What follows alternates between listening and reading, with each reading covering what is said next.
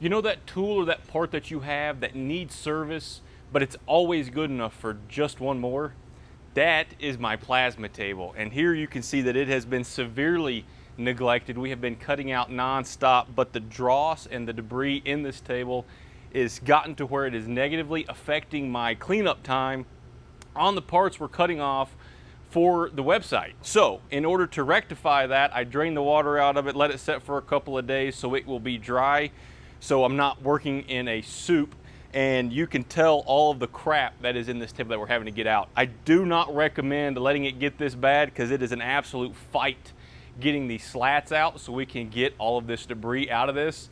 I've finally got a little bit of a technique going. Let me show you how we're getting this crap out of this table.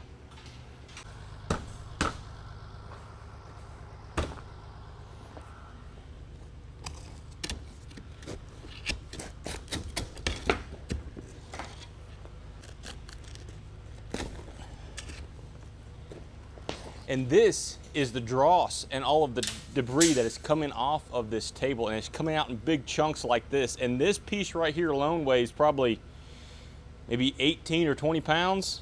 You can imagine what we've got going on here.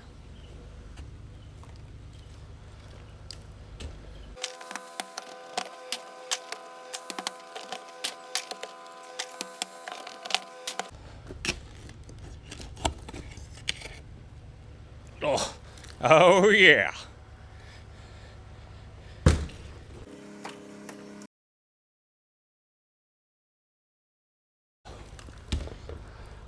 My best one yet.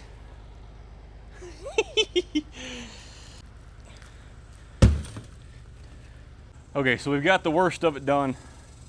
The rest of the slats will come out by hand. I don't have to break them loose with my boot and then pry them out with a pry bar. I'm down to, I don't know, maybe 2 inches of dirt, which is actually steel slag in the bottom. Probably a little bit of dirt, but anyways, got to get a flat shovel in here, dig this out, get some new slats. This will be good as new. Up close to what we're dealing with here, that shovel is heavy. And that is a 55-gallon barrel chock full of all that crap we pulled out of this. I need to get a skid steer or a tractor bucket in here to dump this in because this crap is going to be exceptionally heavy and I don't want to have to handle it twice. So I'm going to go ahead and do this and I'll catch you when I'm done. This job sucks just about as bad as I remember, and I give it a 0 out of 5 stars.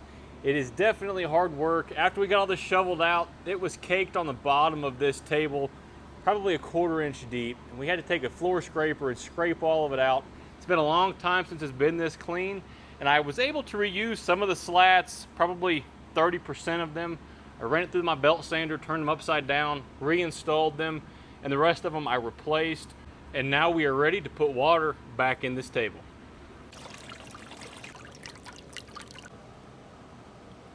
So our table is almost full, and right before it finishes, which I like to leave it just almost flush with the top of my slats, we need to alter the pH in this water in order to prevent our parts from rusting.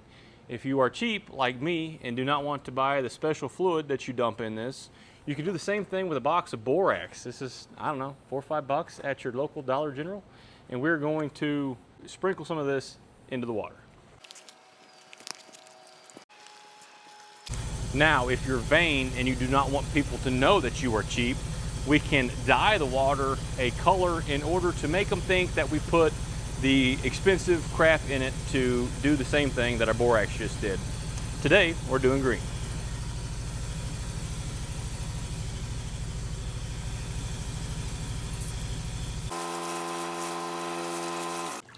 Admittedly, that was my first time with the food coloring, but this table looks like it did when I bought it, except for, you know, all of the abuse. This is the color that the Plasma-Guard that comes with the table when you first buy it. It hasn't looked this good since it was new. Just something about some new slats. So now we're ready to cut some more steel.